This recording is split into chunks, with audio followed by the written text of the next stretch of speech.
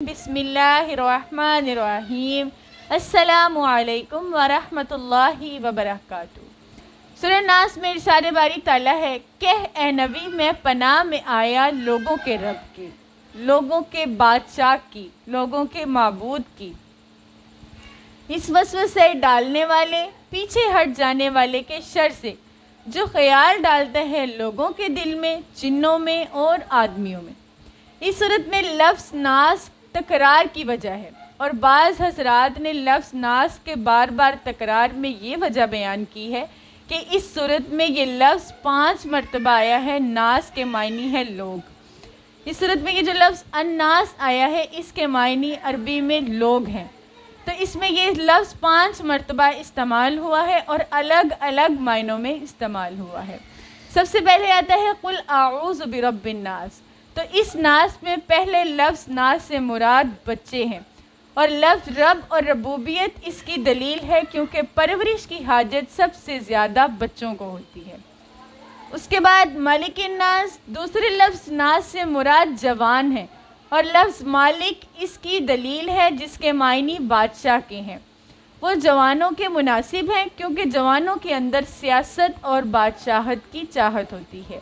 اس کے بعد تیسری دفعہ آیا ہے الہ الناس۔ اس ناس میں تیسرے لفظ میں بوڑھے مراد ہیں جو دنیا سے منقطع ہو کر عبادت میں مشغول ہوں، اور لفظ الہ سے اس کی دلیل ہے جو عبادت کی طرف اشارہ ہے۔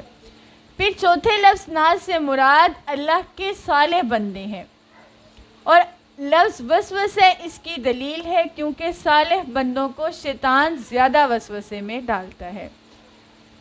من شر الوسواس الخناس الذی یوسوس فی صدور الناس، پھر آتا ہے من الجنۃ والناس۔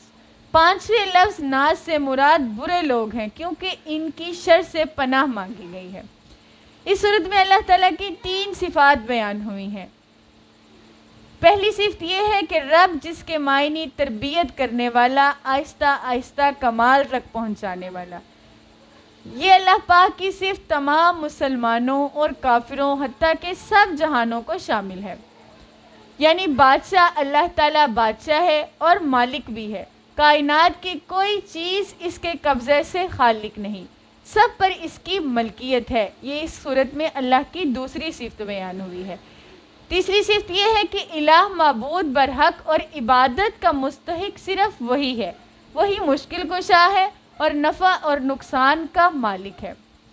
اللہ تعالیٰ کی 3 صفات کا ذکر کر کے اب اس کا بیان جس سے پناہ مانگنا مقصود ہے وہ ہے وسواس الخناس۔ وسواس مصدر دراصل بے معنی وسوسہ ہے، یہاں شیطان کو وسواس مبالغہ فرمایا کہ وہ دوسرا پا وسوسہ ہے، اور وسوسہ کے معنی شیطان کا اپنی اطاعت کی طرف ایک مخفی کلام کے ذریعے بلانا ہے، جس کا مفہوم انسان کے دل میں آ جائے اور کوئی آواز سنائی نہ دے۔ پھر خناس شیطان کا نام ہے۔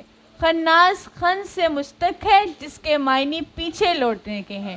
شیطان کو خناس اس لیے کہا گیا کیونکہ نبی اکرم صلی اللہ علیہ وآلہ وسلم نے فرمایا کہ جب کوئی بندہ ایسے وسوسوں کے موقع پر اللہ کا ذکر کر لیتا ہے تو شیطان پیچھے ہٹ جاتا ہے۔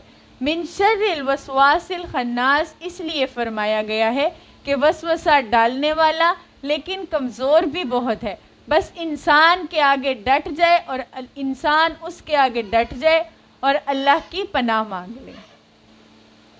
کسی بھی انسان کو یہ خیال نہیں ہونا چاہیے کہ یہ شیطان کی بہت بڑی طاقت ہے، اس کا مقابلہ مشکل ہے۔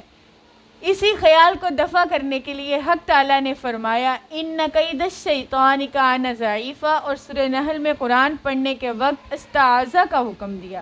اس کے ساتھ یہ بھی فرما دیا کہ ایمان والوں اور اللہ پر بھروسہ رکھنے والوں پر، یعنی اللہ کی پناہ لینے والوں پر شیطان کا کوئی تسلط نہیں ہوتا۔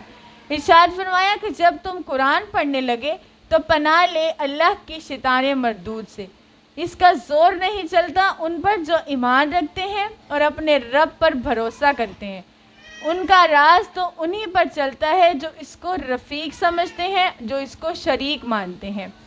حضرت عقبہ بن عامر رضی اللہ تعالیٰ عنہ فرماتے ہیں کہ آپ صلی اللہ علیہ وآلہ وسلم نے مجھے فرمایا کہ اے عقبہ بن عامر، کسی بھی نماز میں ان صورتوں کو پڑھنا نہ چھوڑنا۔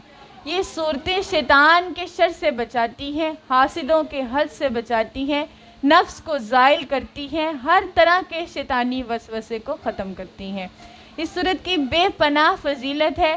اگر رات کو سوتے وقت اس صورت کو پڑھ کر اپنے جسم پر دم کر لیا جائے تو ساری رات انسان شیطانی وسوسے سے محفوظ رہے گا۔ وآخر دعوانا ان الحمد للہ رب العالمین۔